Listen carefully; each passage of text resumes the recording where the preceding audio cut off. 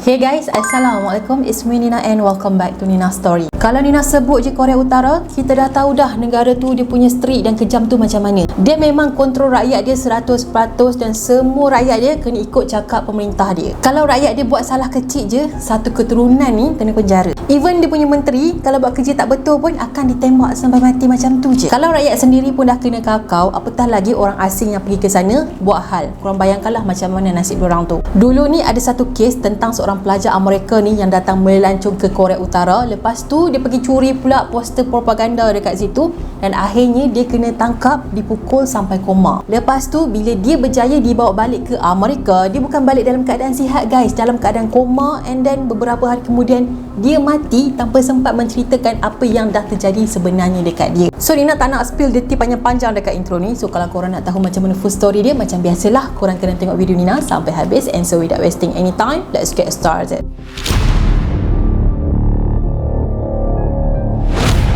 Otto Warmbier, 21 tahun, sebenarnya seorang pelajar University Virginia dengan kos perdagangan dan juga ekonomi. Dia ni memang pelajar yang pandai, expert dalam matematik dan juga seorang atlet renang dan juga pemain bola sepak. Jadi Otto ni dilahirkan pada 12 Disember 1994 di Ohio, Amerika dan merupakan anak sulung kepada Fred dan juga Cindy. Selepas dia dah habis belajar dekat sekolah menengah, dia pun dapat beasiswa untuk ke University Virginia. Memang layaklah dia dapat beasiswa ni sebabnya dia memang seorang budak yang pandai dan ulat buku. Matlamat hidup dia yang dia paling fokus hanya ada dua je, iaitu family dia dan juga pelajaran. Sampailah pada hujung tahun 2015, dia pun plan lah nak travel ke luar negara sebelum dia masuk ke dunia pekerjaan. Dalam plan dia nak pergi ke Korea Utara dulu, lepas tu dia nak pergi ke Hong Kong pula. Lepas tu dia pun carilah dekat internet agensi travel mana yang sesuai untuk dengan package yang dia nak ni. Akhirnya dia pun telah terjumpa satu travel agency dari China yang menawarkan percutian ke Korea Utara selama 5 hari 4 malam. So macam biasalah, sebelum kita nak ke luar negara, kita mesti kena buat pasport dulu kan, kita nak ke negara mana kan. So dikatakan Jabatan Negara Amerika ni dah pun nasihatkan Otto ni supaya tak payah pergi melancong dekat Korea Utara tu. Even parent dia sendiri pun tak berapa setujulah Otto ni nak ke negara sana sebab yelah semua orang tahu kan Korea Utara ni macam mana punya perangai. Tapi parents dia terpaksa setuju juga, yelah sebab anak dia pun masih lagi muda, nak travel, nak mengembara, nak tambahkan pengalaman dia. So diorang pun macam okay lah, tak apalah, pergilah tapi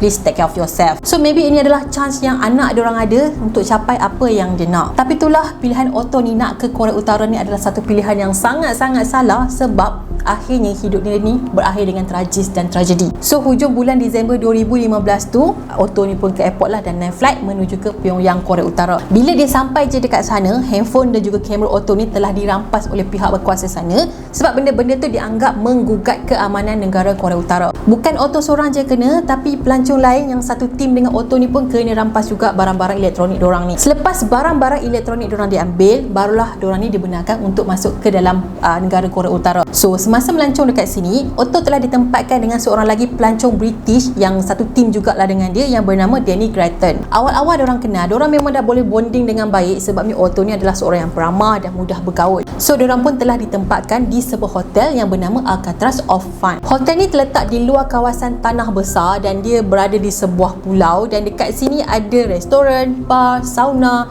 rumah mengurut dan juga ada tempat main bowling. Otto ke Korea Utara pada hujung tahun tu sebabnya dia nak sambut tahun baru dekat sana. Macam mana suasana tahun baru dekat Korea Utara ni? So pada malam tahun baru tu, malam yang diorang nak sambut tu kan, jadi Otto dengan kawan-kawan pelancong dia pun pergilah ke dataran utama yang terletak di Pyongyang. Lepas dah tengok pesta tahun baru tu, diorang pun decide nak balik ke hotel. Tapi tak semualah geng-geng pelancong ni nak terus balik ke hotel. Diorang macam ada plan yang lain. Ada yang nak ke bar dulu sebab nak minum-minum, ada juga yang nak pergi main bowling. Tapi Otto ni memang nak terus balik ke bilik hotel sebab dia dah mengantuk, dah letih apa semua. Lepas tu roommate dia yang Danny tadi tu balik ke bilik hotel dalam pukul 4.30 pagi. Jadi dia kata masa dia sampai kat bilik ni, dia nampak si Otto ni memang dah tidur nyenyak dah dan dia memang tak tahu apa yang Otto buat sebelum tu. Pada masa ni pihak berkuasa sana telah mendapat satu rakaman CCTV yang menunjukkan ada beberapa orang yang tak dikenali tengah mengusik poster propaganda di kawasan larangan di hotel. So diorang pun tengoklah rakaman video tu, diorang nak tahu siapa dan diorang kata Otto yang buat. Pada 2 Januari 2016, Otto dengan travel agency dia pun pergilah ke airport sebab diorang ni macam get ready lah pulang untuk ke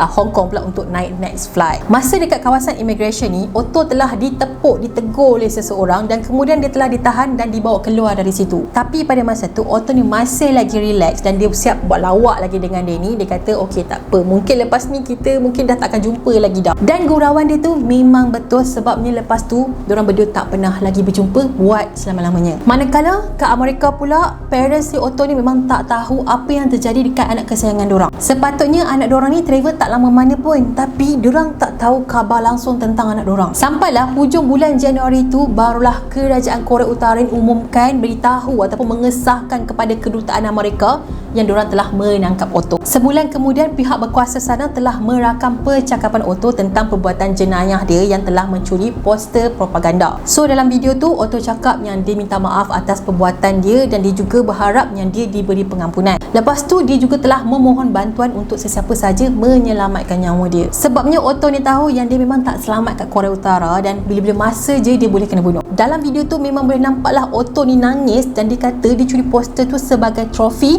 dan dia nak bagi propaganda tu dekat church area rumah dia. Maksudnya dia curi poster tu dengan niat baik dan nak tunjuk macam mana orang Korea Utara ni hidup tau. Tapi itulah dia tak tahu yang perbuatan dia tadi tu telah mengundang marah pihak berkuasa dekat sana. Tapi ada orang perasan tau, dalam video tu dia macam pelik sikit sebab dia cakap macam tak konsisten. Mulanya dia kata dia ambil poster tadi tu sebab nak bagi dekat church kan. Lepas tu dia kata pula yang dia ni Yahudi dan dia tak ada kaitan dengan church. So ramai yang syak yang kata-kata dia yang terakhir tadi tu bukan berasal dari dia. Dia macam disuruh untuk cakap macam tu. Sampailah Mac 2016, kerajaan Korea Utara telah menjatuhkan hukuman penjara 15 tahun dan kerja keras ke atas Otto. Manakala ke Amerika pula, family dia memang tak pernah berhenti dan give up membuat kempen dan meminta Otto dikembalikan ke negara dorang. So benda ni memang melibatkan Kementerian Amerika juga sebab dorang lah yang minta Korea Utara ni untuk pulangkan rakyat dorang balik. Tapi Korea Utara ni dia jenis macam suka hati akulah, lantak akulah nak buat apa, siapa suruh dia buat hal dekat sini kan. So penantian tu memang makan masa yang agak lama juga. Selama setahun lebih diorang simpan Otto kat sana. Akhirnya Otto ni berjaya dibawa pulang oleh pegawai Amerika pada Jun 2017. Masa tu family Otto memang happy yang teramat sangat dan diorang memang dah tak sabar nak jumpa anak kesayangan diorang. Bayangkan setahun lebih anak diorang kena penjara dekat Korea Utara dan diorang tak boleh nak datang melawat, tak boleh nak tengok dia pun. Tapi sayangnya pertemuan tu memang sadis dan menyedihkan lah. Sebabnya Otto balik ke Amerika bukan dalam keadaan dia sihat sempurna, tapi dia balik dalam keadaan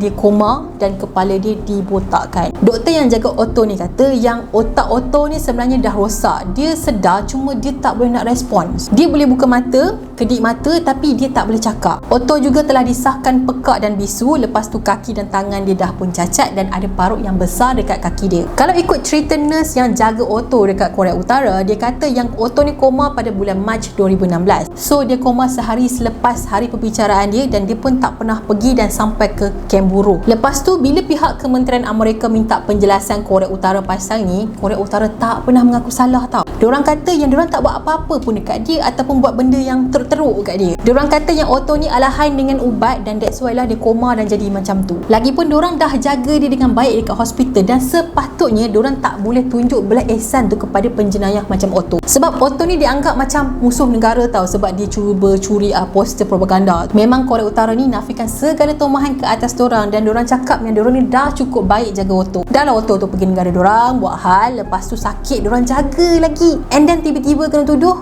buat sesuatu ke atas Otto. Baru beberapa hari Otto ni kat Amerika, dalam 6 hari macam tu dia telah pun disahkan meninggal dekat hospital pada 19 Jun 2017. Nampak sangat Korea Utara ni hantar Otto balik ke Amerika sebab diorang tahu keadaan Otto ni macam mana, memang dia dah nak mati. Mungkin diorang tak nak susahkan diri diorang balik bila Otto ni mati kat sana, diorang nak kena uruskan dia punya jasad kan. So diorang macam tak naklah jasad dia ni, lebih baik kita hantar dia balik je ke negara dia. Sebab apa? Sebab tak berguna, nanti akan menyusahkan orang lagi. Mak dan ayah Otto ni pula memang tak percayalah dengan kata-kata Korea Utara ni yang kata kononnya tak seksa anak dia. Diorang yakin yang anak diorang ni kena pukul, kena belasah semasa dia kena tahan kat sana. Tak mungkinlah anak dia tu tak diapa-apakan oleh diorang sedangkan rakyat dia pun kena pukul kan, kena belasah apa semua kalau buat salah. Nak pula anak dia ni orang asing kan. Jadi doktor ni cakap yang punca Otto ni koma sebabnya otak dia ni kekurangan oksigen dan juga darah. Kes ni memang dapat kecaman daripada pelbagai pihak sebab sebab diorang kata benda ni macam tak logik tau, hukuman yang dikenakan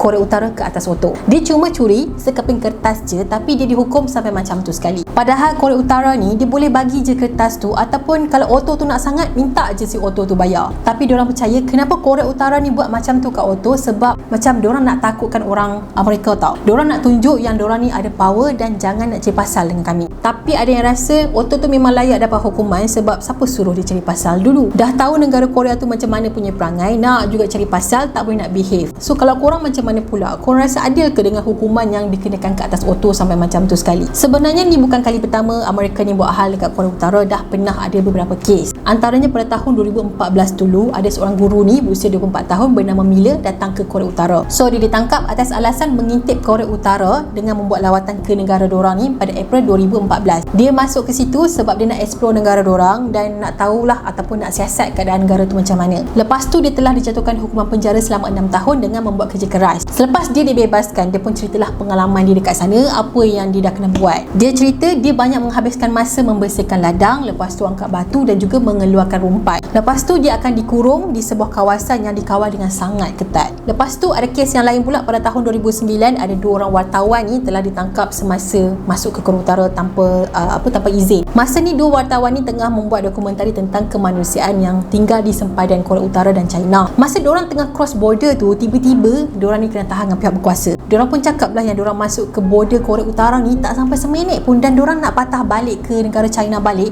dan masa ni lah diorang kena tangkap. So diorang pun didakwa dengan kesalahan melintasi sempadan secara haram dan telah dijatuhkan hukuman penjara selama 12 tahun dengan kerja berat. Tapi pada Ogos tahun yang sama, diorang ni pun telah dibebaskan. Tapi kalau betul-betul pun memang orang luar tak boleh nak cross border sesuka hati kalau tak ada permit kan. So apa yang diorang buat ni sebenarnya memang salah jugalah. So kesimpulannya, kalau nak melancong ke Korea Utara ni memang kena tanggung risiko sendirilah. Tapi Nina rasa orang Malaysia memang dah tak boleh nak pergi ke sana lagi dah, sebab kita kan dah tak ada hubungan diplomatik dengan diorang kan. Tapi itulah, kalau Nina ditawarkan untuk ke Korea Utara pun Nina tak rasa Nina nak pergi. So kalau korang macam mana? Korang pergi ke tak? So guys, Nina rasa sampai di sini sajalah perkongsian Nina. Jadi Nina harap korang sukalah dengan video Nina kongsikan tadi. So kalau korang suka dengan konten-konten macam ni, jangan lupa untuk like, komen dan subscribe sekali tau kalau korang belum lagi subscribe. Dan jangan lupa juga untuk follow Nina di TikTok dan juga Instagram. Kita akan jumpa lagi in next video. Bye bye. Assalamualaikum.